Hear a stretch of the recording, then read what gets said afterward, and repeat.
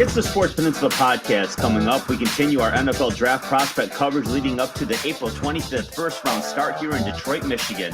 In this episode, we'll look at the linebackers. This is a solid class with plenty to offer on days 2 and 3 in the draft. Could one or two of these prospects work their way into the first round? We'll give our thoughts and break down the top prospects next. Now, here is your Sports Peninsula team. And welcome, everybody, to the Sports Peninsula podcast. My name is Dave Jasinski-Drew. It is Saturday, March 2nd, and I'm joined by Coach Andy Shield, the Marine City Mariners. And, Coach, we're about up to here in combine activity right now. We've been watching all week. Welcome to the show, as always. And we're going to be talking linebackers today, Coach. I know you like that position. Definitely. A position that's, I've worked intimately with at the high school level here for quite some time now, and one that's of great interest, and trying to always expand and increase my knowledge and understanding and education of the game. Seeing the kind of evolution of the linebacker position as we become more of a sub-package based defensive systems. I mean, that's really what we're seeing. You don't see as much traditional 4-3 and 3-4 as it was known in the 80s and 90s. They swap out and interchange pieces to be better in the shell and in coverage and to be able to disguise and do different things. And you're in nickel a lot of the time. You really are. And nickel linebackers as a sub package really has been an evolution over the last 20, 25 years too. We've seen, kind of the run stoppers, the thumpers is what they're referred to a lot of the time, come off the field, and the outside guys come back and they're just the two inside, line up at linebacker and play inside out. And that's kind of the coin of the realm. And that's the type of player we're looking at today. Yeah, I would. Do you think it's fair to say that maybe in the last 30 years, the linebacker position, as far as what you physically need to bring to the table to be successful in the NFL, has maybe changed as dramatically as any other position in the league because of what you just talked about? Well, as the game has evolved into, definitely at the NFL level, more of a speed and space, open space passing game, we have seen some things change. But what we need to do is also look at how it has changed. And yeah, you're needing a speedier, rangier player at that linebacker spot. And, but still be able to, be a tackle-to-tackle run stopper. Yep. So there's still demands of the standard old linebacker. But what we really are looking at now are guys that kind of resemble maybe the strong safety of the 80s, 70s, 80s, and maybe middle 90s before we started to see this evolution take place a little bit. Rangier, athletic guys that aren't afraid to, get their shoulders a little scraped up. Yeah, and when we look at our Detroit Lions, before we jump into this and look at the group as a whole, the Lions are in very good shape at linebacker, Coach. Everyone's returning except Michael Pittman's still a free agent, but the top five are back. They just signed on Jalen Reeves-Maben again, who is their special teams captain and Pro Bowler this year. So they get him back. The top four are there: Anzalone, Campbell, Barnes, and Rodrigo. So this position group probably isn't a priority in the draft for the Lions, although, like you said in previous episodes, Coach, right, if a player's there they really like, they're going to take them. But your thoughts on that before we jump into this? Yeah, I mean, I could see it like one of the hybrid linebacker edge guys, whatever Dallas Turner really is. I mean, we just saw him work out. He did work out with the edges a lot, and he ran a 4.49. So I mean, he has the ability to drop back and play back or two. His teammate Chris Braswell, which we talked about before we got on air here, is a guy that we're really not evaluating in our cycle here, just based off of what we're doing, because he's kind of one of these tweener players. Is he more edge? Is he more of a linebacker? Well, he's obviously really making a run at it in the linebacker, and he's a fine athlete and player. So there are some guys that, we could have seen that maybe we are looking at in a different way that are kind of caught in between. So, it's going to be interesting. Absolutely. And let's start talking about it right now. And coach, pretty solid group here. Like we said in the intro. And we're going to talk about whether there's some day one guys here, but let's take a look at the field as a whole. Field as a whole here, we're looking from 20 on back down from the lower right corner here. We'll snake up to the upper left.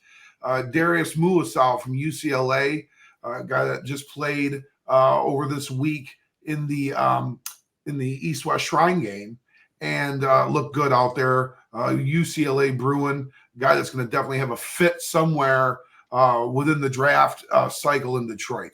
Javon Solomon is another one of these edge linebacker prospects. He actually makes our top 20 based off of his linebacker play.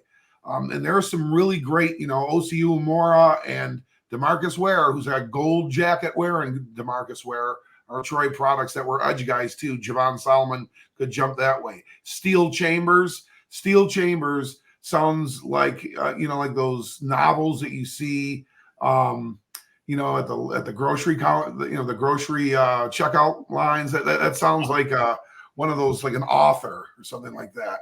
He also sounds like the back end of a good WWE wrestler too. And that is a linebacker's name, Steel Chambers. You have it, my friend. And hey, this kid can play. He's from Ohio State. Very athletic kid. Very athletic kid.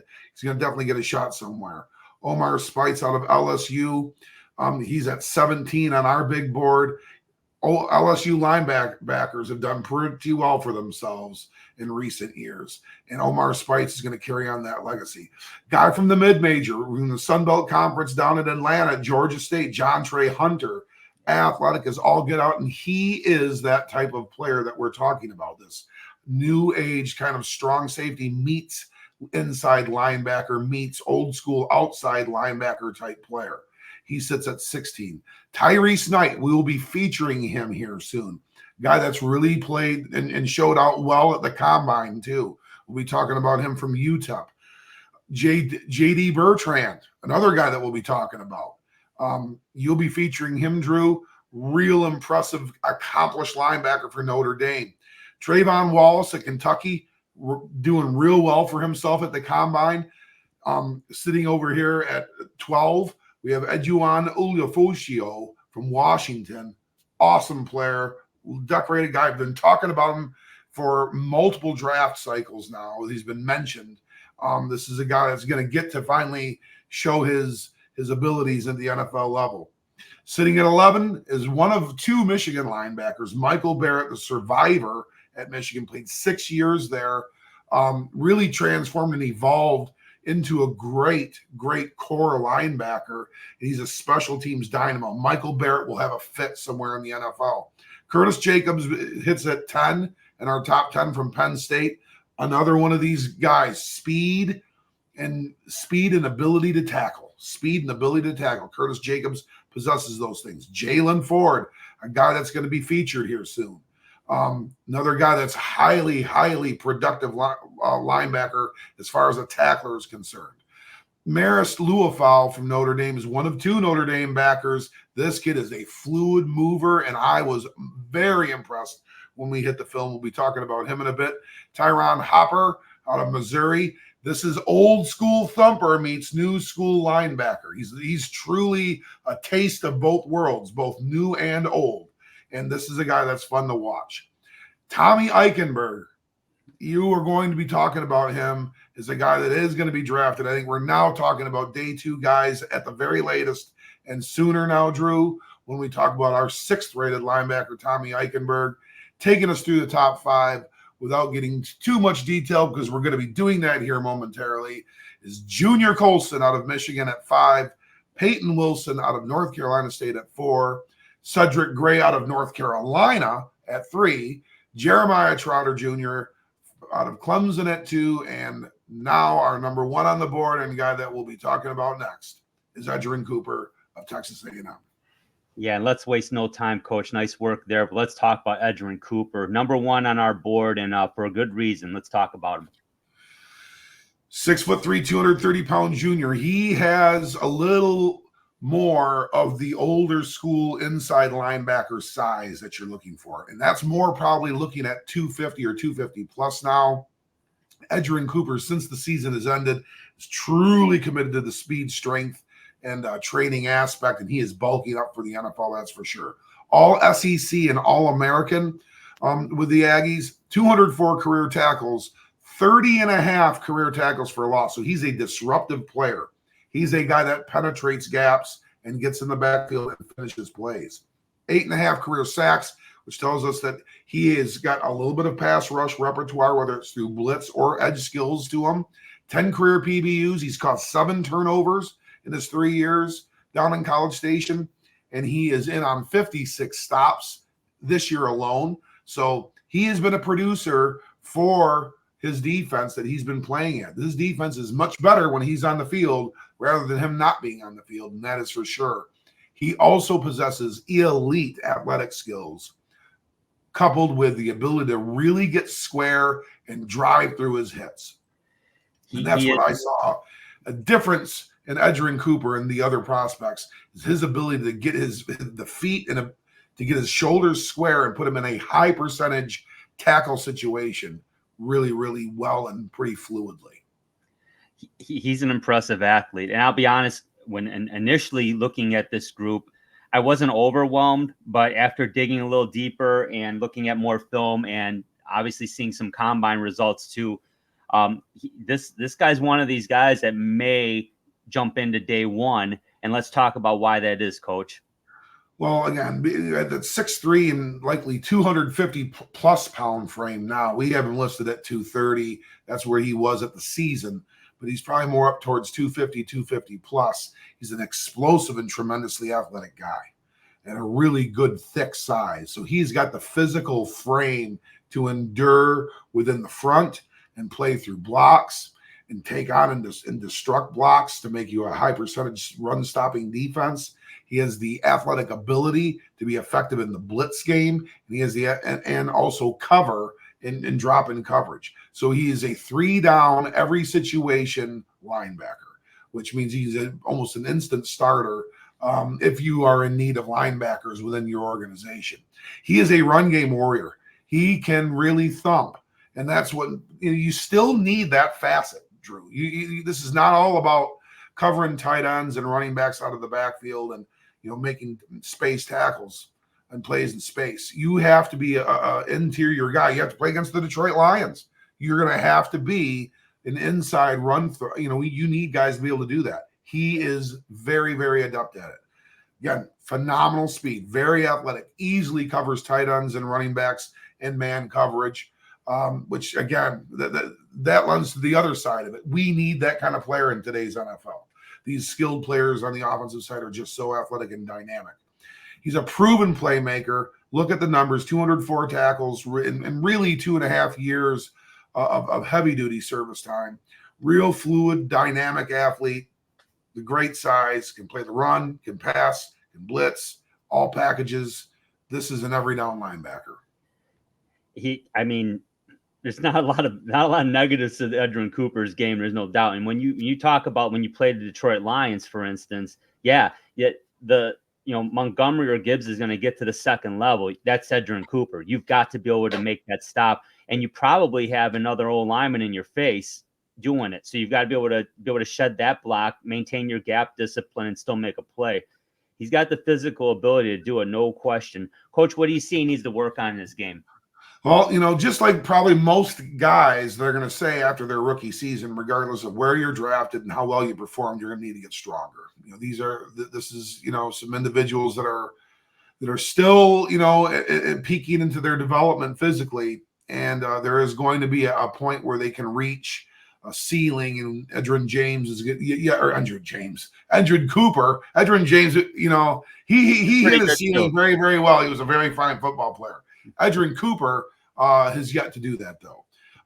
His pad level's going to need to sink a little bit. He's a taller, longer frame guy, 6'3", and to destroy the blocks at the NFL level and to be able to pin and butt people and shed across their face and be able to boss and brace and crash on people, you've got to be able to physically endure it, and you've got to have great technique as well.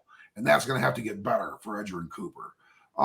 He can lack a little control in space. I mean, he's a very fluid, good athlete, but he can get a little bit in a situation where he overruns sometimes some plays, and he kind of overruns his instincts, so to speak. And we'll be talking about that with a lot of other prospects as well. That's not just an Edgerrin Cooper issue. Like we said, he's struggled in block destruction a little bit. Maybe he gets a little eager, and sometimes when we do that, we try to avoid blocks rather than destruct them, and that is not what you want in a good, sound defensive scheme. And he is a better man coverage guy than he is a zone cover. Just, real quick on the trigger, kind of an eager processor, which is not necessarily a negative, but is something that obviously you want to evolve if you're going to be a true top of the line pro linebacker. Yeah, I think I agree with you, Coach. Nice job. If Cooper can show that gap discipline, along with being able to instinctually react, which I'm sure he's got the ability to do that. We've seen it on tape, but if he can consistently show that, this is gonna be a special player in the NFL level. There's no question. Any team would want an Edgerrin Cooper on their squad. When we talk about like specifically the Lions here at the Sports Peninsula, probably not as much room. Last year, yeah. I mean, yeah, you're right. I mean, and that's the thing. They drafted Jack. They've three of these guys. I mean, Campbell, Barnes, and Rodrigo were all drafted in the last 2 seasons, and Anzalone was a free agent signing from 2 years ago. So 2 years ago, this linebacking core was very lean. Edgerrin Cooper's a fine player. He's going to be a really good pro. I think the way he can end up in day one, and it's going to be more specific of the bottom 10, those bottom 10 teams. Do they have a need at linebacker? And that's how we can jump up in there. If there's not a need, like the Lions are 29, they're probably not looking at him. So that limits his options, but it doesn't mean he's not a day one talent, because he really is. He's a very good football player. So nice work there, Coach. Let's talk about our number 2 guy out of Clemson, Coach. Well, it's a name that's somewhat familiar to a lot of NFL fans. His first 2. I mean, you look at these 2 players, and these are guys that are really scrapping for kind of that, being at the top of most boards. And Jeremiah Trotter Jr. out of Clemson certainly is as worthy of that kind of label as any linebacker in this draft. He is definitely a top end linebacker for the prospect pool at linebacker for this position group. 6 foot 230, a little shorter prospect than Edgerrin Cooper, but similar, but a good sturdy frame. 6 foot 230-pound linebacker kind of exhibits the frame of the modern style linebacker a little bit more. Lower center of gravity, be able to flip hips and change direction really well. Those are some of the things that you're looking for. Jeremiah Trotter fits that bill. Out of New Jersey, like we said, he's the son of 12-year All-Pro linebacker Jeremiah Trotter Sr., outstanding NFL football player. He was a 5-star prospect out of high school, went down to Clemson, when all the things were really flying high for the Clemson Tiger football program. 2-time All-ACC performer, 2-time All-American. He's got 29.5 career tackles for loss, so he's a playmaker in the backfield as well. Disrupts running games and RPO schemes by getting deep into the backfield, making plays. 13 career sacks. So he has shown to be a good threat in the pass rush game, a lot of it on the blitz scheme. He's an elite blitzer.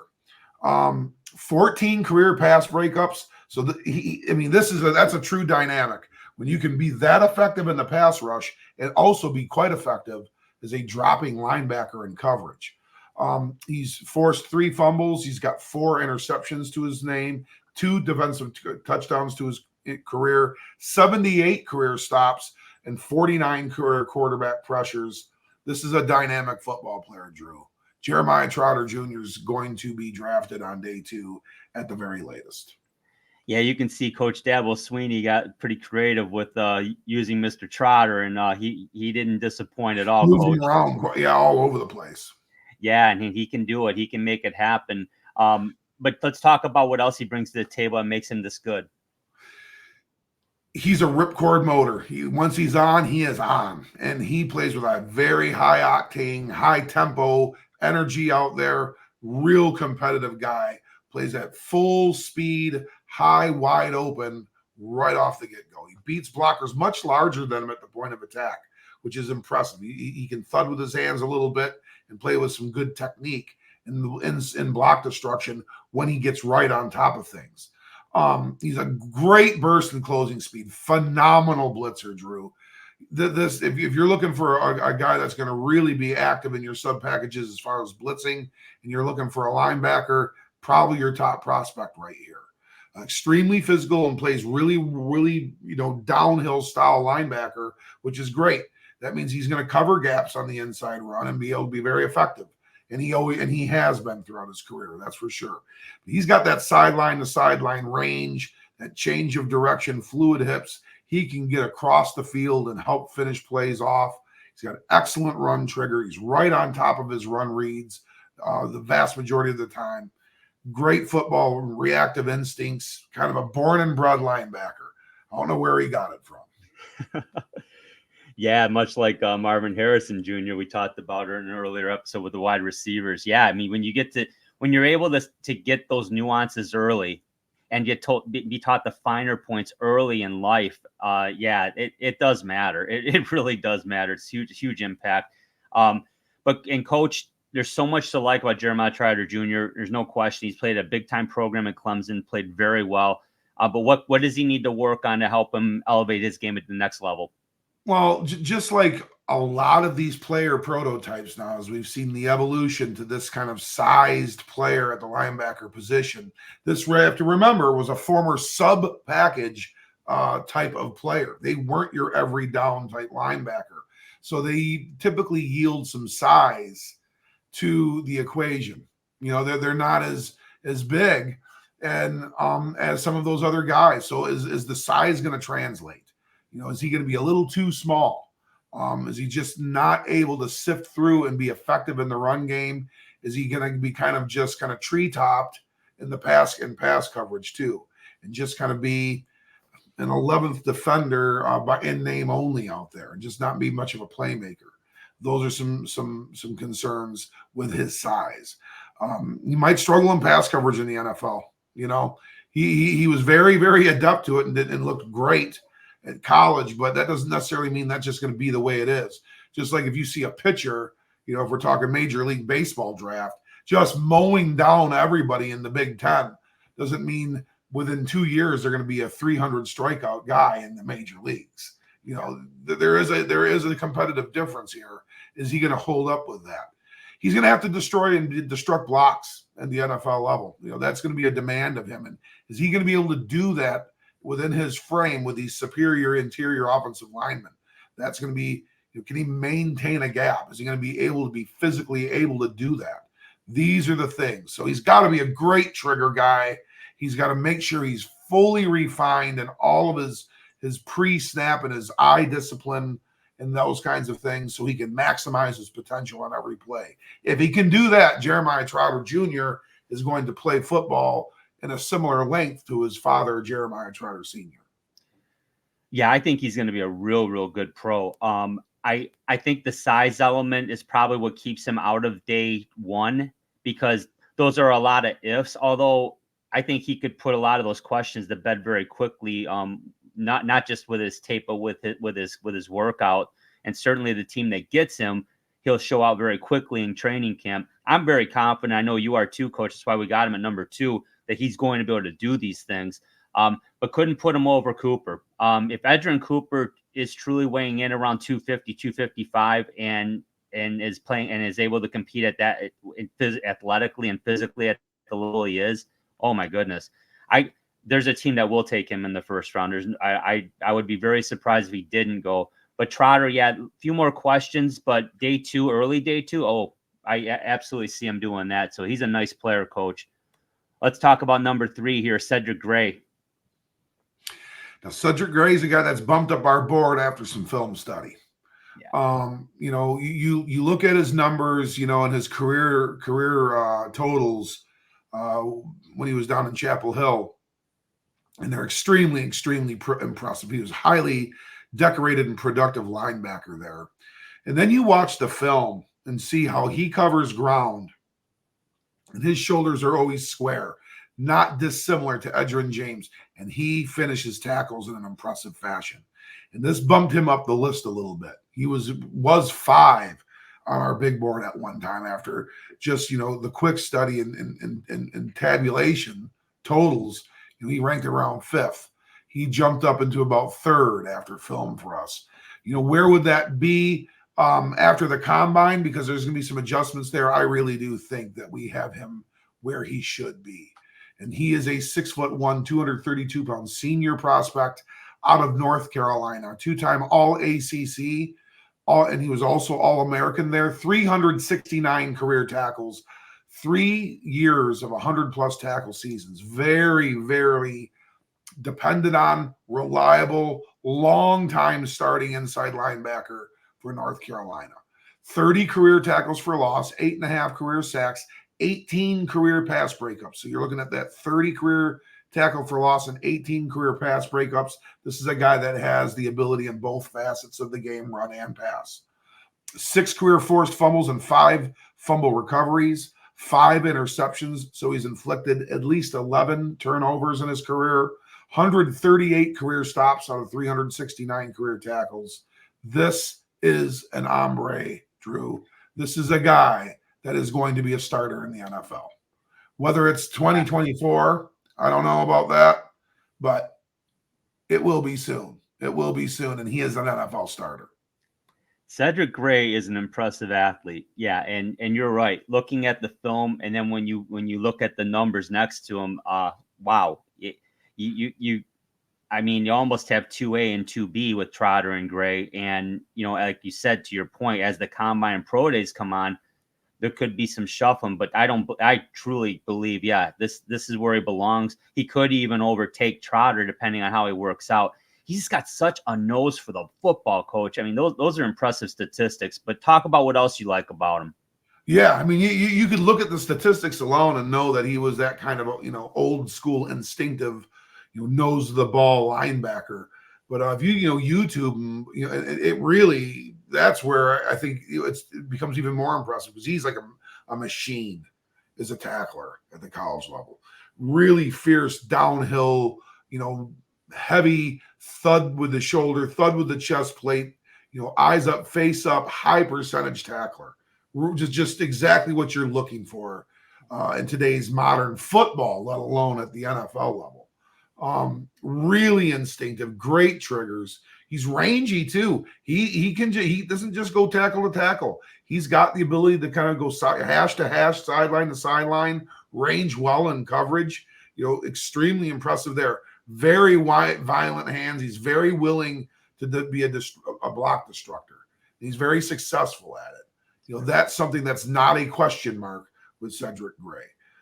Very good against the run. He's an outstanding run-stopping backer, and he can play through the O-line, what that means, he can really destroy a block or destruct a block and continue to squeeze and replace in the path and end up being in on the play to make the tackle as well. So, I mean, really, really impressive skills that way.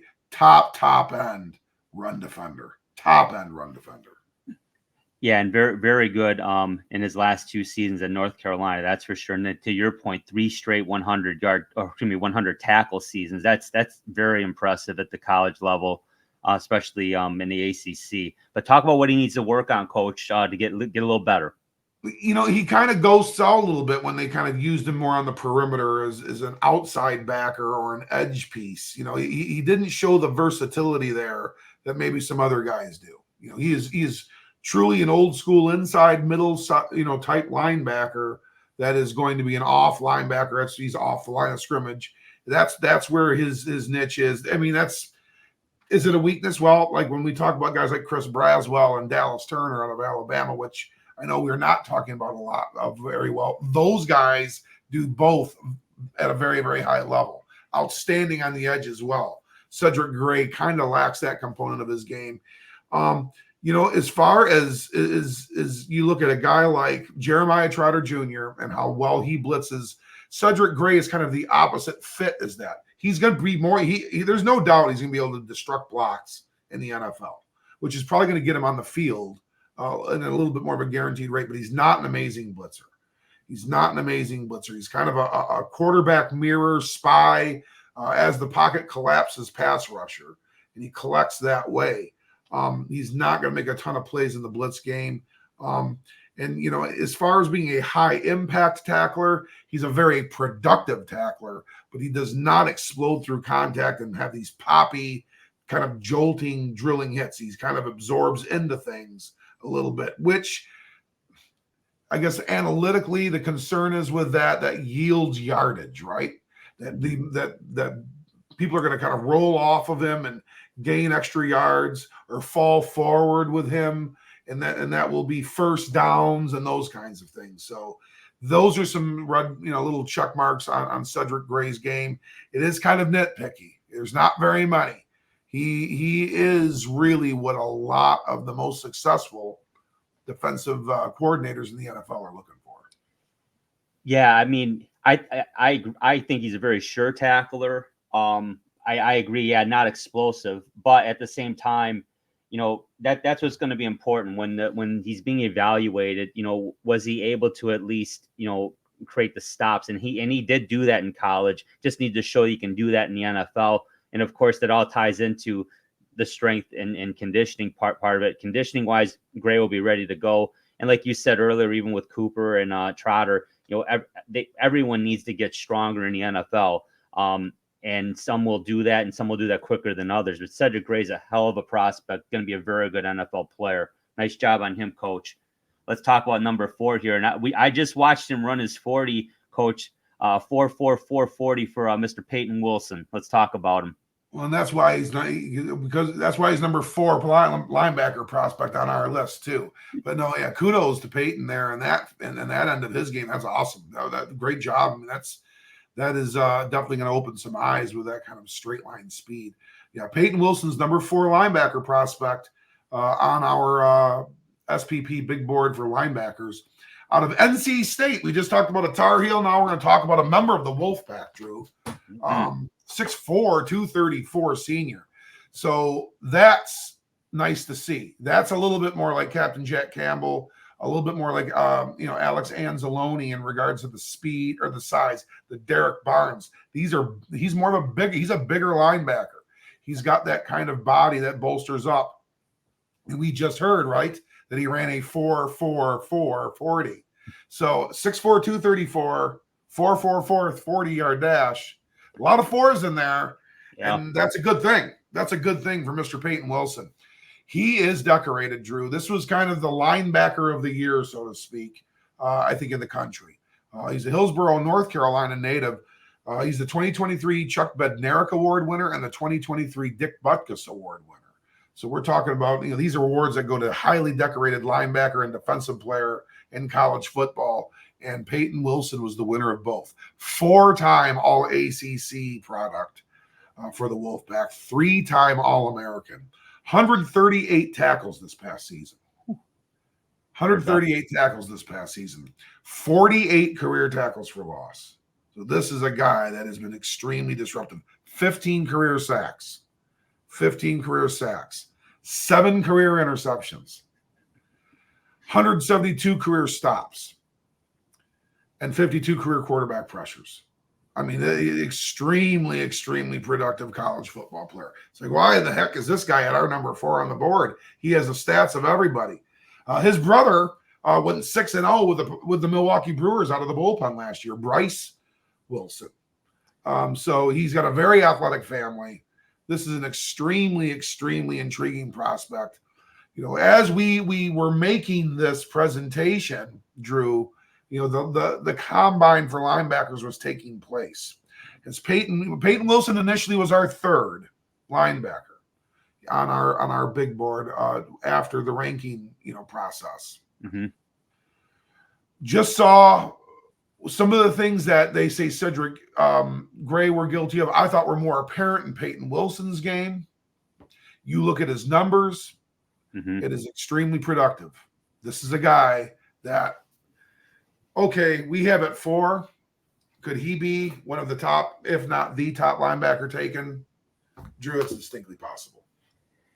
Yeah, it's there's a very thin line separating our top four. There's no question about that. And Peyton Wilson being that decorated, there's reasons for it. You talked about a lot of them. Let's talk about what else you like about him, Coach. Well, 6'4", 234, he's got the NFL size. I mean, you just kind of look at his structure, and even in the two photos that our still shots that we've got of him, you know, he's just got that long, strong looking frame. There's the requisite speed and athleticism to be alignment versatile. So you can move him around a little bit. You could bring him off the edge. If you want to use him off the edge, opposite, sort of like how James Houston gets used, you can do that. Could you ask for him to anchor and set an edge in the run game? You could do that. Could you ask for him to be off of the edge and not have anything cross his face and cover the flat? You could do that. Could you play him at off linebacker? He's most comfortable at doing that. So, you know, this is a very versatile player that way. Very comfortable, smooth in coverage. He's got those 7 picks, you know, that aided to a lot of his stops as well, too. He takes and disrupts a lot of passing windows. That's that 6'4" rangy length that he is as well. Violent physical tackler. He's not, you know, a knockout artist per se, but he's very physical at it. A lot of times he's kind of a swagger guy. He's got maybe a little Claude Lemieux in him. And that when he finishes tackles, it's not always just, you know, see you next play and great job there, my friend. That's not typically what's being said to the guy that he just stopped. So he's got a little bit of an edge to him that way. He's really impressive at closing. He takes good angles, highly repped, highly skilled player. He's explosively physical. He is not afraid to be a bully in the ring. And these are all attributes they're going to pay well when Peyton Wilson gets into the NFL. Yeah, Coach, nice work here. So much to like about Peyton Wilson.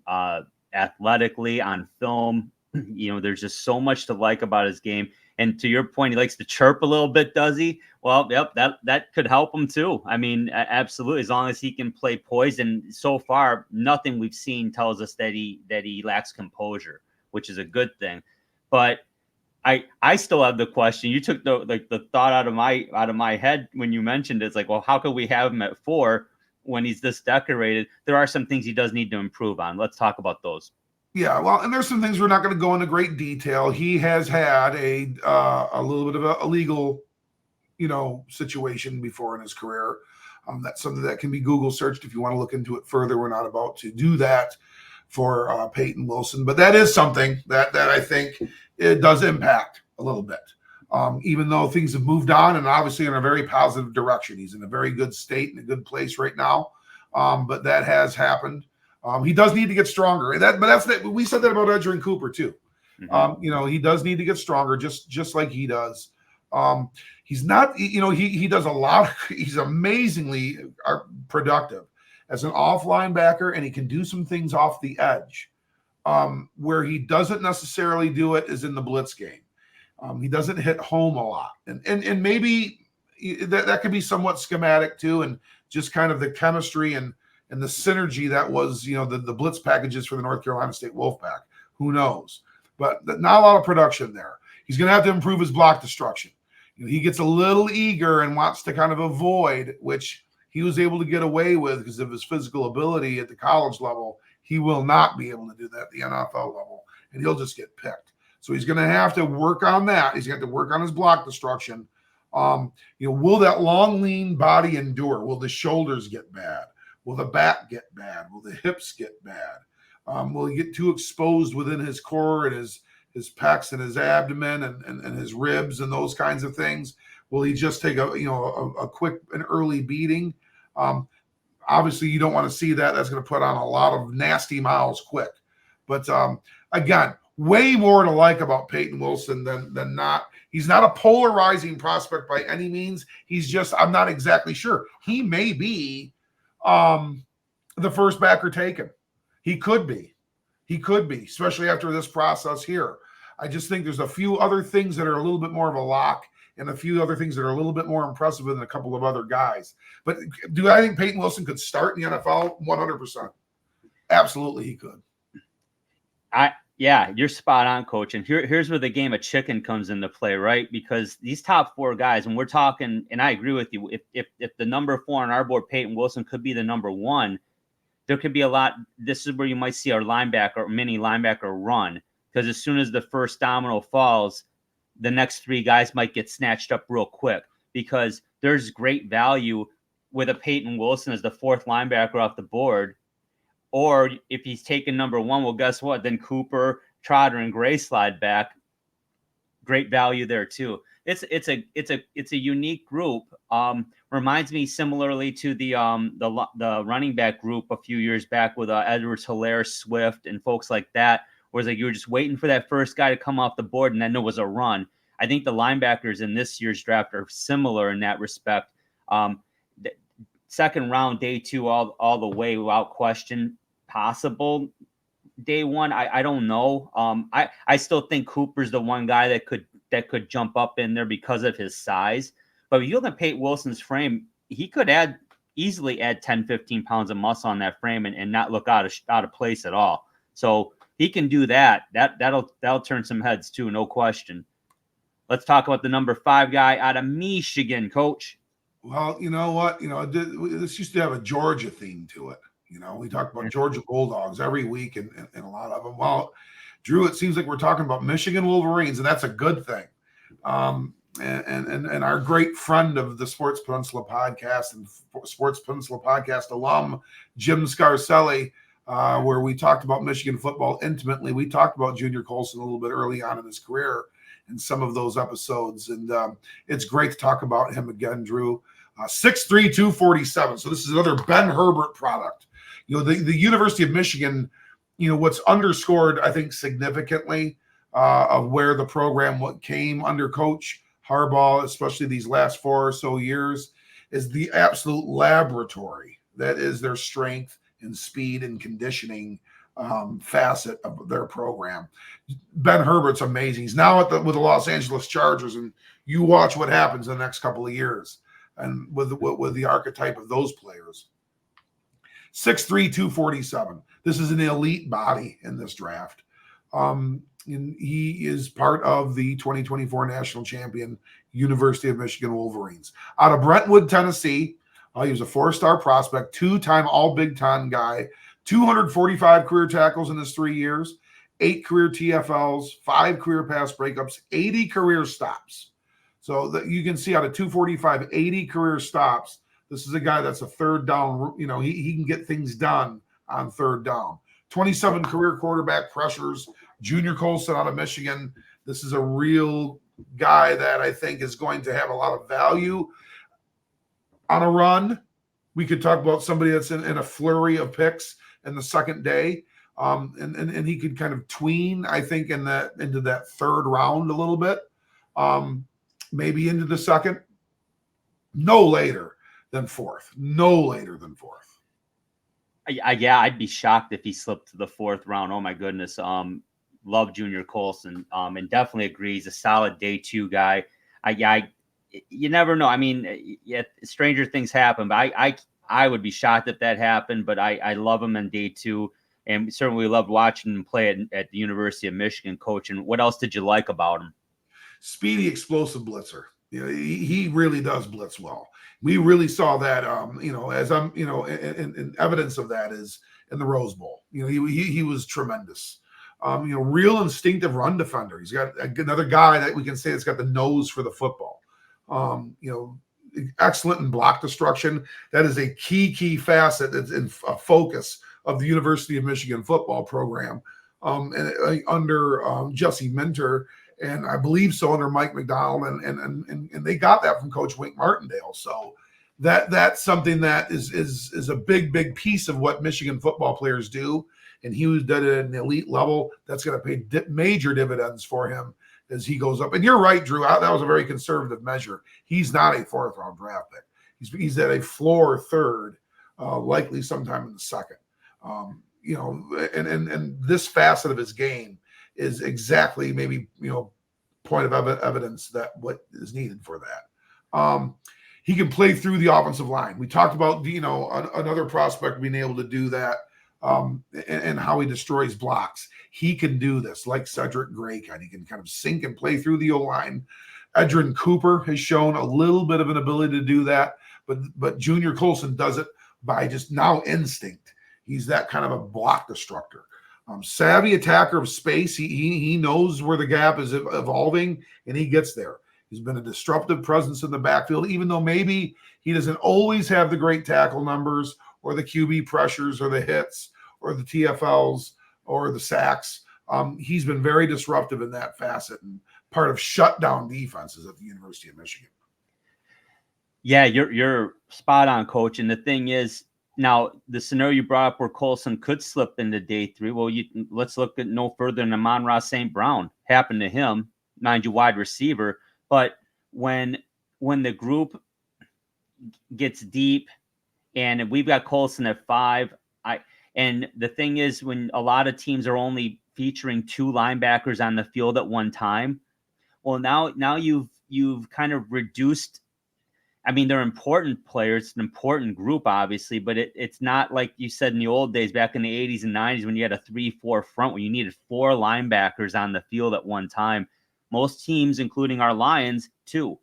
So that would hurt anyone in this position group. But I mean, the only way he would slip out of day 2 in the 4th round would be because of just the numbers game. I don't think it's a reflection on him at all. But certainly a guy like St. Brown put a chip on his shoulder, and he's certainly taken that as very personally, as you should, and whatever it takes to motivate you. So what else does Junior Colson have to work on to make sure that doesn't happen to him? Well, almost a vast majority of our prospects have shown at some point in time, even into their even latest college season, to be a little bit over aggressive at times. And when they do that, what you do is you end up overrunning what I say is overrunning your instincts. Whatever is now taking you to this, you've taken it away because you didn't get yourself in position to finish the play. You got to be a play finisher. You can't miss gaps. You can't overrun things. And these are very refinable, coachable pieces that can be corrected. And a lot of these guys are going to be able to do it. And those that won't will have careers very similar to Jared Davis, because that was a guy that was not able to really harness that piece of his game. But, that's something he's going to have to work on. He's lost some tackles in the open field. So he's not maybe the most dynamic athlete and dynamic tackler out there. That's going to be something that, he can work on. Certainly to be better at. But it is also a limitation because you are a person of limitations at the linebacker position. You're not going to maybe be able to be everything that's out there. Junior Colson struggles in space at times against elite athletes. He's just got to really refine and become just technically excellent in his block destruction at the NFL level, because that's what he brings to the table. He does that very well, Drew. It served him well. It's able to put him in position to then be a playmaker, when he's more in the off situation too. And that's when Junior Colson's at his best and contributing for a team. He does these things. Junior Colson's going to play NFL football for a few contracts at least. Yeah, really, really like him. Obviously, we got to see a ton of him out here at Michigan, and just he's going to be a solid NFL player, likely a starter, and possibly an immediate starter depending on where he goes. But he's going to make an immediate impact. He's certainly going to play special teams, likely very, very right off the hop. And he can show he can contribute. And like you said, if he can have that gap discipline and not overrun his instincts, like you said, I like how you said that. That's a fact. And Jared Davis, a great example of that. Athletically, I mean, Jared Davis, a great football player, just can't sit down and show patience. And very similar to a running back, you've got to sometimes be very patient, be a patient player. As much as you want to jump out of your shoes and make the play, there's a lot going on there, and sometimes a second of patience pays off. Very coachable guy, though, and Junior Colson's going to be a hell of a football player. I agree, Coach. Let's talk about a guy out of The Ohio State University, Coach, and he's a senior. We thought he would probably come out last year, and he stuck around another season. Let's talk about him.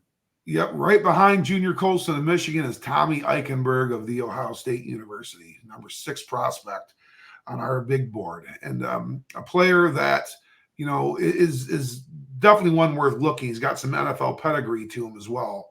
6'2", 239-pounder for the Buckeyes. He was a senior. He's from Cleveland, St. Ignatius High School, big traditional nationally known program, 4-star prospect. Like we said, he's got an NFL pedigree. His brother Liam Eichenberg is an offensive lineman for the Miami Dolphins that played at Notre Dame. So we are talking about a guy that comes from a very, very athletic pedigree. He was the 2023 Big Ten linebacker of the year. Two-time All-Big Ten selection, two-time All-American. He won the Nitschke Butkus Award, which is the Big Ten linebacker of the year. Not to be given the Butkus Trophy goes to the linebacker of the year across the country. So he was the Big Ten version of that. He shares that one with Ray Nitschke. Both great Illinois linebackers. Yeah. So, but anyway, two-time All-Big Ten, two-time All-American, highly decorated, accomplished player for the Buckeyes. 258 career tackles, 20 and a half career tackles for loss, 6 career PBUs. Probably used a little bit more in the rush game than he was dropping in pass coverage, is what that kind of tells us a little bit. 119 career stops. So this guy finished a lot of drives positively for the Ohio State defense. This is an impact defender at the college level. 42 career quarterback pressures. That tells us that 42-6 differential there. He's definitely used in the pass rush a little bit more than the pass coverage. Real intriguing guy, a guy that's going to be joining his brother in this league. Yeah, and let's talk about what you like about him, because there's a lot to like, Coach. Yeah, he team captain. You know, he's the team captain of the Ohio State Buckeyes. If you're voted about that, you know, as that among your peers or among your coaches, that's telling you something about your leadership skills and the type of player that you are and what you bring to the table. You know, real good and natural leader. A great run game instincts. You know, again, he's a tackle-to-tackle run game warrior. Still needed, still very much needed the NFL. And at 6'2", 240, he's got the frame to endure that. Real fluid, clean movement skills. He's impressive on film. He's really impressive on film. Really displays a lot of good athleticism. He's good in zone cover, which is impressive to see. Because a lot of times it's guys that are great in man, but they struggle with the patience, as you spoke of, Drew, to be a good zone cover guy. He does that well. He pursues relentlessly, and he makes a lot of plays in space. And he plays at full speed all the time. There's a lot of people that would look at film and say, between Tommy Eichenberg and Junior Colson and see, Eichenberg looks better. Well, Eichenberg does look really, really impressive and makes plays look bigger when he makes a lot of impact plays, that's for sure. But we'll get to why maybe in a second as to why maybe Eichenberg just is at that spot behind Junior Colson. Yeah, and like I said, there's so much to like about him, and we don't want to be nitpicking, but at the same time, there is a distinction between all of these spots, and when you're talking about big money talent, you have to split hairs, because you're trying to use every metric and analytic you can on top, besides what you see and hear, to try and decipher between who is going to be the best fit for my football team. What does Tommy Eichenberg need to work on? Well, he's as athletic as any linebacker prospect that we're talking about here in this period of the draft. And he makes like a lot of high impact plays. I mean, he does look very, very impressive in the plays that he makes. There are just some things that he does what the other guys do as well. And he in the three real facets that we ask of the linebackers today, which is to be able to play the off position traditionally and primarily, be able to support on the edge. That's another facet you're asked of nowadays. And to be adept at being used in the blitz game and moved around in your alignment. That's another thing that's asked of linebackers today. He is not the most adept blitzer. That is a facet that Junior Colson is better at. That he is shown to be better at, and more disruptive in that area. He gets picked and pawed way too much, which means he doesn't penetrate at all and is not really creating any kind of disruption for the quarterback. What he's doing is just kind of setting the pocket even earlier. And when that happens and it collapses that way, and that's what creates movement and, really productive playmaking quarterbacks abilities to slip away and that kind of thing. So that's not good. You need to be able to kind of hit home and at least get through a gap and replace it in the blitz. Tommy Eichenberg showed a lot of times to be able to get knocked off center and knocked off balance and pinballed within the gap, which is not what you want. He can be, his aggressiveness can, take away and overrun his instincts as well. He plays so fast, so quick. And that's a testament to his athletic ability too. And he comes up big. It's impressive. You know that number 35 just came and got you, but he misses that way too. He's going to miss that way too and overrun things. He latches on and tackles as well as anybody in this draft. It's just not a real high impact, poppy, explosive type tackle. Balls aren't jarred loose. People aren't knocked back of the line of game. They're kind of absorbed and brought forward in the line of game. And that's going to yield yardage to the offense, which ultimately the defense doesn't want. But again, you got to nitpick a lot because Tommy Eichenberg on film and through his decorated career at Ohio State is a fine prospect. If he slips to round 4, day 3, you snatch him up. What a value. It could happen. I still think this is another day 2 guy. I think so too. I really do. I mean, I think for sure. But 100%. I mean, that'd be that void where the Lions would be like, oh, it'd be so nice to have, that early 4th round pick. But, hey, maybe that winds up happening somehow.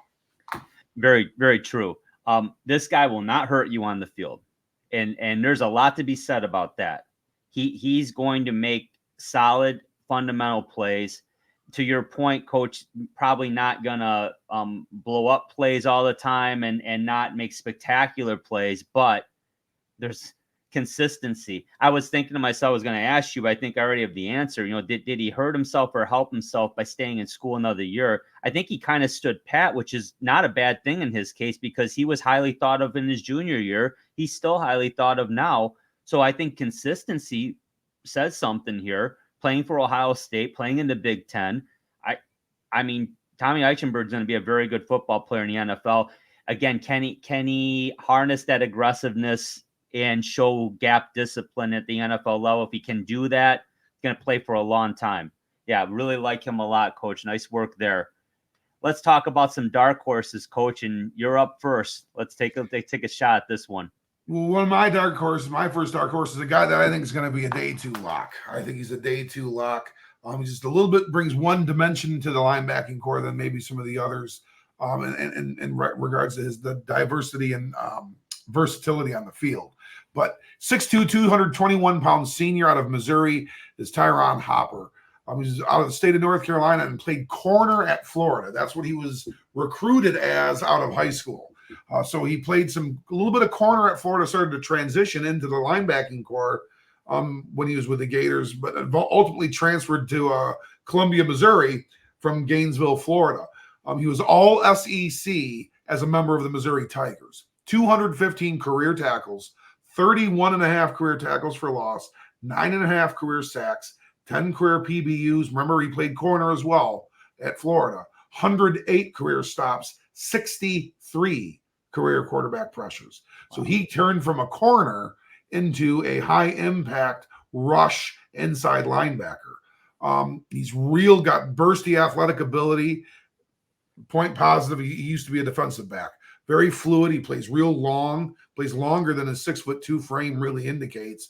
He covers tight ends really, really well in man cover. In fact, he's just a good man coverage guy. He has those skills from his days as a defensive back. He is a violent, high-impact hitter. He can lay the lumber. He can pop balls free and have those big collisions. And he's got a very good repertoire in his pass rush, which is going to kind of yield big things for Tyron Hopper. He's a guy that could actually go ahead of some prospects that we have ranked ahead of him at linebacker. What does he need to get a little bit better at?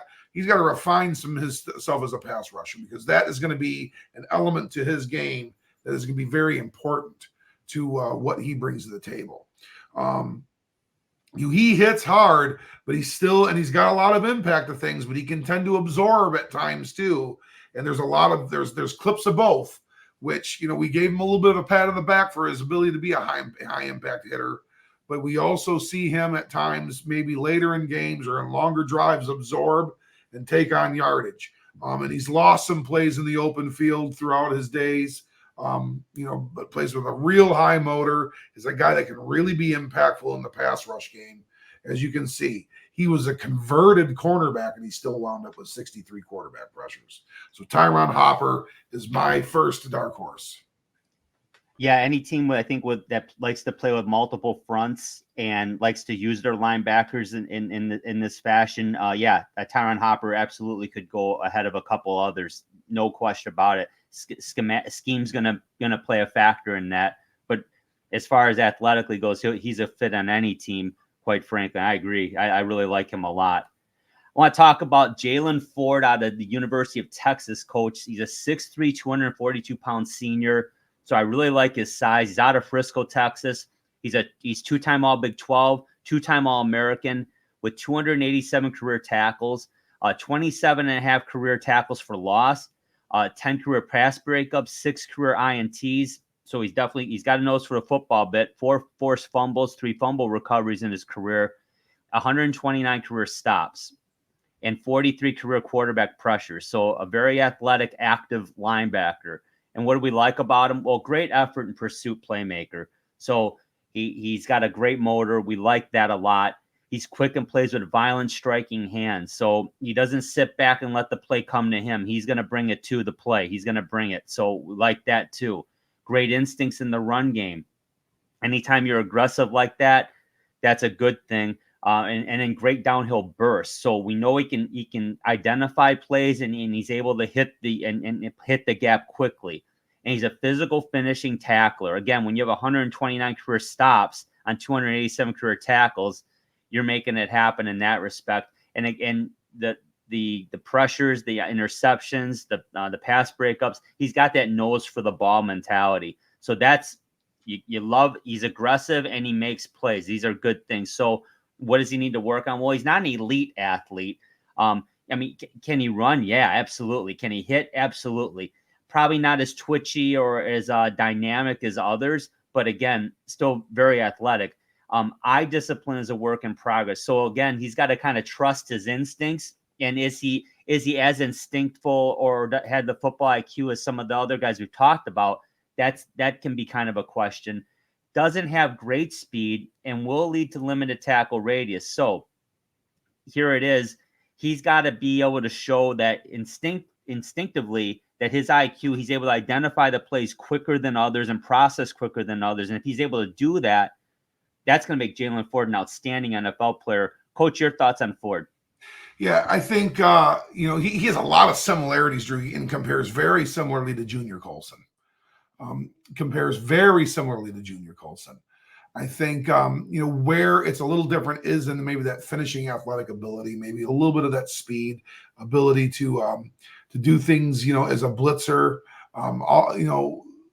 These are things that, maybe Jalen Ford just doesn't have as the natural gift, but he's got a real nose for the football, which is going to lend to him being a good run defender.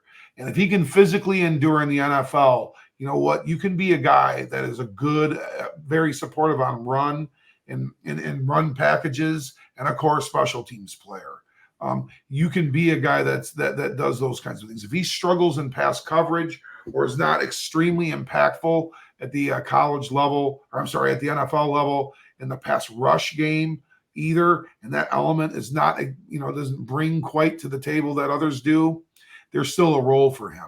So I see Jalen Ford getting an opportunity through his rookie contract to really prove that he can be a rotational piece at linebacker, a core special teamer and a rotational piece at linebacker. And I think there's a real good chance that happens for a couple of contracts at the very least. It's just, is he going to be able to show the foot speed to really be an impact player in the NFL? Yeah, I agree. So it'll be fun to watch and see how his career develops, no question. Let's talk about your next guy, Coach. Maris Leafau out of Notre Dame.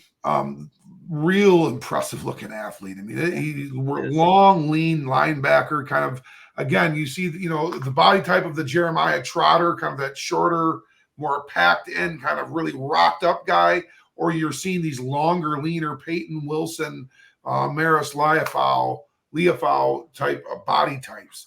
6'2", 239 pound senior out of South Bend, Hawaii native.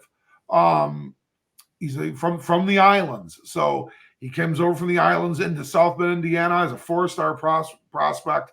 118 career tackles, 12 tackles for loss, 4 career sacks, 4 career pass breakups, 47 stops, and 41 career quarterback pressures. So you can see that he was used a lot as a pass rusher. That's a piece of the game that Maris Leafau really brings. High octane, high wide open motor, violent physical tackler. So he really plays wide open when he's on the field. Outstanding blitzer, great closing speed. He's shown to be a very willing block destructor as well. So he does some of the little things that go a long way for a defense. And he's very good, and is just as good in coverage as he is as a pass rusher. So this is a prospect, Drew, maybe not, a little bit maybe opposite of Jalen Ford, in that we see a guy that can be really, really an impact player against the pass and sub packages. He's obviously got to, he's got to rock up a little bit more and add a little more mass. He's a little lean right now, and that's going to be difficult. He's going to get picked and pawed more at the NFL level if he can't maintain that balance, and that's going to be something within his core and anchor that he's going to have to improve. He is better as an off linebacker and coming through the blitz game as he is as a pass rusher. He plays a little lighter that way. Although there's some evidence of him coming off the edge and doing some impressive things. He does a lot of his damage as an off linebacker into the blitz game, which means you can move him around the alignment a little bit, in the front a little bit, and hide and disguise him and keep moving around a little bit. But it is also just makes him a little bit dimensional. I don't want to say one-dimensional, but it's a dimension that is not as maybe versatile as others. And he can get over aggressive and overrun plays because he's a wide open plays with his athletic ability type linebacker. He can overrun some plays, and his instinct or his trigger and read goes all for nothing then. But a lot to like as a blitzer, a lot to like as a guy that can affect the pass rush and be an amazing athlete on your special teams. Maris Leafau going to be an NFL football player, Drew. Oh yeah, and I like Leafau a little better than Ford, even just in the sense that I think he's going to be a little more he's just a little more instinctful in that respect. But I would agree with you that if he could add a little more strength and bulk to his frame. Watching him work out, though, he's very athletic and pretty gifted athlete out there. So he's going to be a nice player in the NFL. I agree with you. And we don't want to leave South Bend. We'll stay there for a little bit here. We'll talk about one of his teammates here, J.D. Bertrand, out of South Bend, 6'1", 235 senior, out of Georgia. He's a 4-star recruit, team captain. So we talked about that leadership. That's important. So it's very important to have that kind of ability out there on the field, and J.D. Bertrand certainly does. He's a leader. Father Ted Man of the Year at Notre Dame. That's important. Again, more of that leadership, more of that ability to bring guys together and really get everybody on the same page. All FBS independent. He had 266 career tackles, 23 of those for losses, 6 career sacks, 95 career stops, and 60 career quarterback pressures. So he's a very active linebacker, like a lot of the guys we've been talking about. What do we like about him? He's a very good blitzer. 60 pressures and 6 sacks in his career. He's definitely disruptive. Strong, mean hands, good block destructor. So aggressive, hits the gap, hits his target, is able to shed the blocks. That's a beautiful thing. You got to have that in the NFL, that's for sure. And has that he's a sideline to sideline mover. So not just between the tackles, but he stretches the field out. So he's good on the edge when he needs to be, especially against the run. Tough and physical tackle to tackle. And we just talked about that. And he can play and set the edge. It all ties in together. So his lateral movement at the position coach is really, really good. And what does he need to work on? like everyone else, right, does need to get a bit stronger.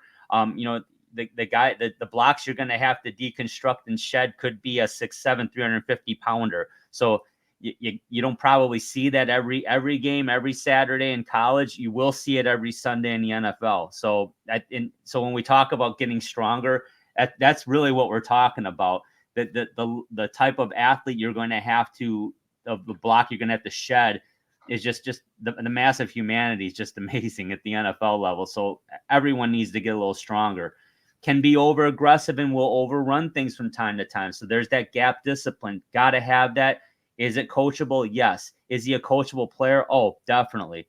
So I really like his discipline and his leadership, and obviously his athletic ability. But his pad level can get high in block deconstruct and edge setting. So again, that's where it's going to be so critical for him to be very fundamentally sound and be able to get stronger, to be able to keep doing the things that made him successful in Notre Dame.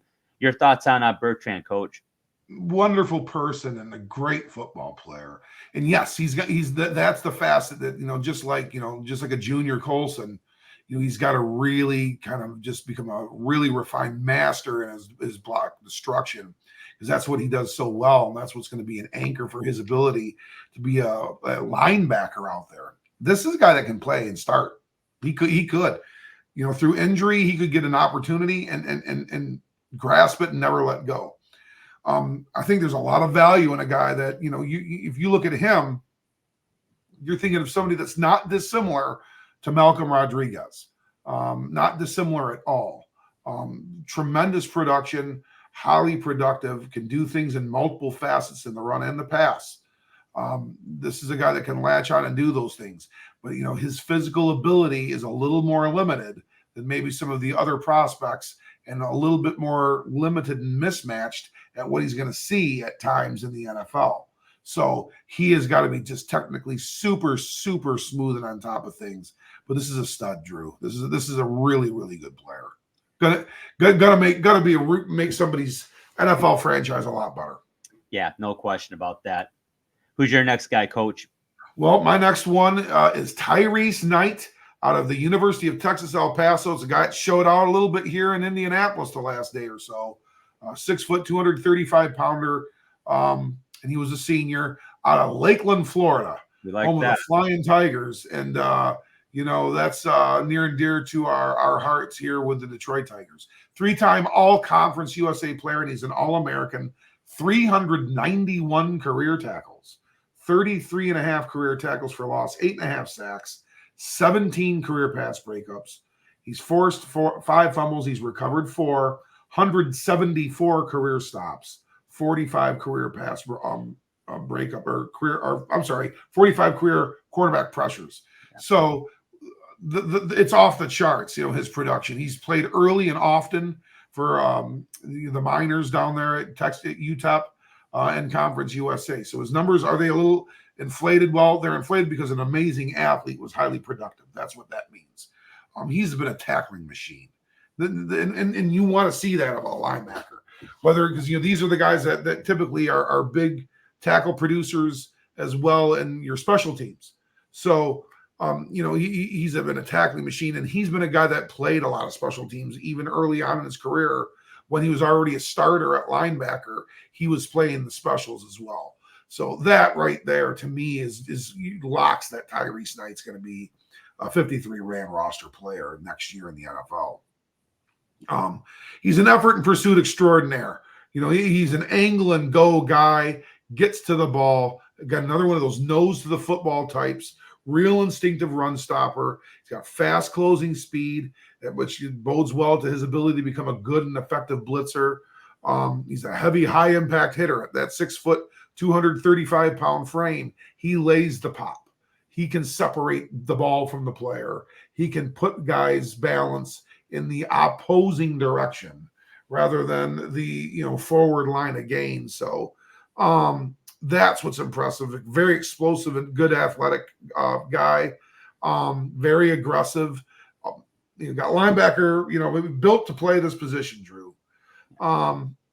He's got to become better at zone coverage. It does not show a lot of patience there.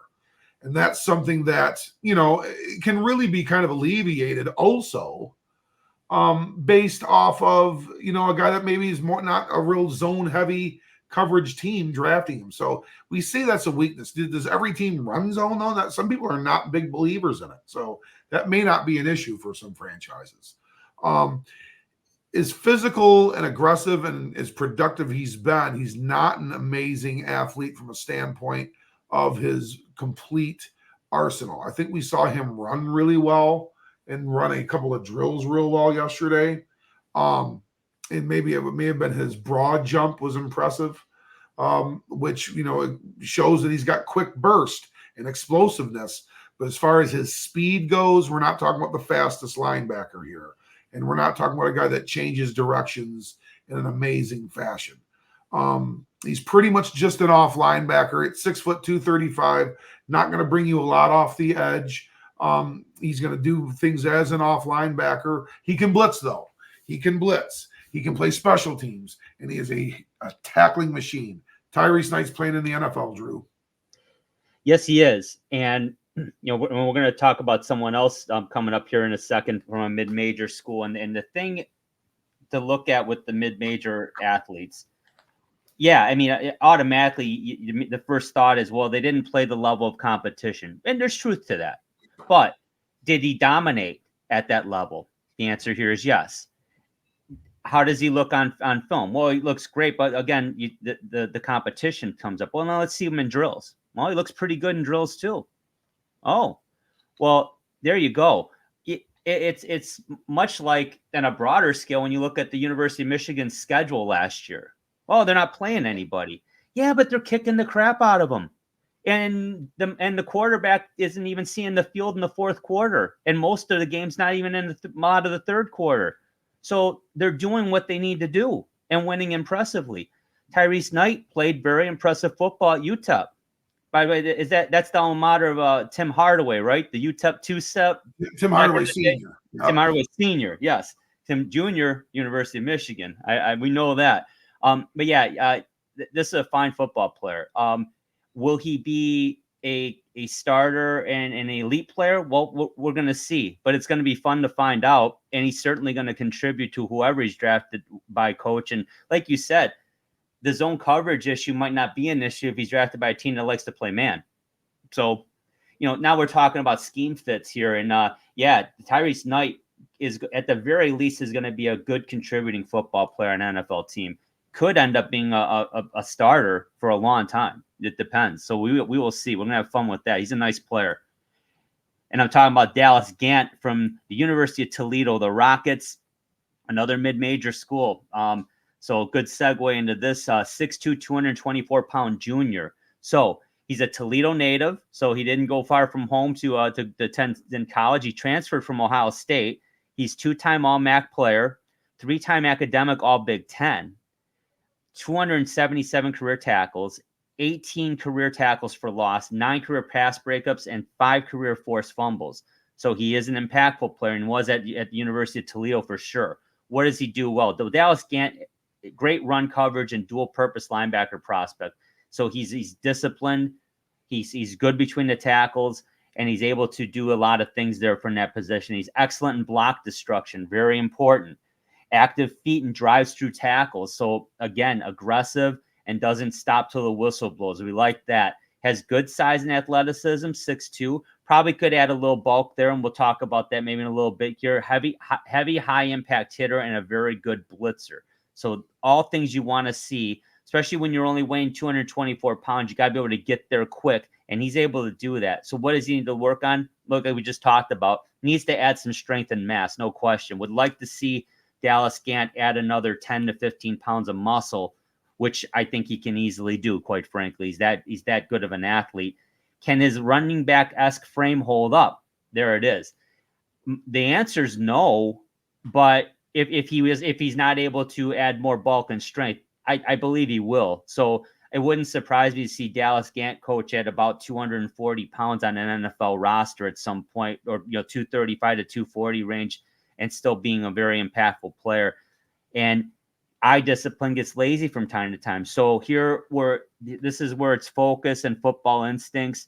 And Coach, I wanted to ask you about that specifically because can the right DC, right linebacker coach get Dallas Gant to be just very focused and very enhance his instincts, so to speak? Your Should thoughts be. on that? Should be. I mean, if that could be on Dallas Gant if he doesn't somehow understand it or just develop the patience and the triggers to do it. There's a lot of it just buying and belief and not just being super, I got it. Where you actually use some processes that are trained and developed within your, to develop as a scheme on defense, which is ultimately what Dallas Gant has got to be able to do. But I would say that he's demonstrated the ability to do that. He made the move back to Toledo, probably for some playing time, purposes, and that's okay when you're playing at a place like Ohio State. Sometimes your opportunity is going to have to end up playing somewhere else because you're just not able to get into the equation. That does not necessarily mean you're not a good football player. Dallas Gant is a very good football player, one of the MAC conference's best defensive players, and somebody that's really proven that he can play in the run and be an effective blitzer. So I think that, Dallas Gant, we're definitely, that's not the last time he's going to be talked about in this draft process, because he's going to get talked about in a place about 50, 55, 60 miles north of his hometown in Detroit in later April. Yeah, absolutely. And Coach, a very solid group here. I mean, everyone we talked about here, there's no doubt they're getting drafted. I don't believe there's any doubt in this. And there's possibilities for day one. There's a lot of strength here on day two, and there's some gems for day three. Your thoughts overall on the group before we wrap her up? I think it's strong. I think, there's a lot of good substance in there that's day two worthy. I think we talked about a good many of maybe 9-10 of these guys that are going to be drafted in the first 2 days. And then I think, there's going to be some individuals that are that I think we have ranked. And I certainly, there's some guys that aren't ranked that are going to emerge and be pieces on NFL teams for the next 6, 7, 8, 9, 10 years. This is a position group that has a lot of guys that fly under the radar and come out of kind of nowhere or develop over time. So, it's always a fun group to see. They're athletic as all get out. We're seeing amazing 40 times out of these guys. Their ability to broad jump and their vertical leap is amazing. Their burst is just phenomenal. And as they play professional football and become professional athletes, their craft will improve with all their coaching and development that they do on that facet too into their adulthood. So there are plenty of players here that are going to be long-time NFL starters. We're talking about several. It may take them a few years to get out there, but we are talking about a lot of good NFL football players in this position group. You got it, Coach. Great job. And we're looking forward to talking about them more between April 25th and 27th in Detroit for the NFL draft. Very excited about hosting that one in the city. So we hope to be down there. That's for sure. Folks, don't forget to click and subscribe to the Sports Peninsula podcast and all of our draft prospect previews from this season. It's all on a playlist for you. Neatly gift wrapped for you. Merry early draft Christmas. And hopefully we have some fun with that leading up to the draft, but we'll also have our mock draft for the first round right before April 25th. So looking forward to that as well. For Coach Andy Shield, the Marine City Mariners, my name is Drew. Thank you, everybody, for watching. Please subscribe, and thank you for liking the videos, and we will talk to you soon. This has been the Sports Peninsula podcast. To subscribe to the podcast, simply click the subscribe button on our YouTube channel's homepage and give us a like. You can also follow our audio podcast on multiple platforms, including Apple Podcasts, Amazon Music, and Google Podcasts, just to name a few. Give us a follow on Twitter. Our handle is @SportsPodcast to check out our latest releases. Thank you again for watching and for your support. Remember, when you want to hear all about sports in the great state of Michigan, there is only one Sports Peninsula podcast.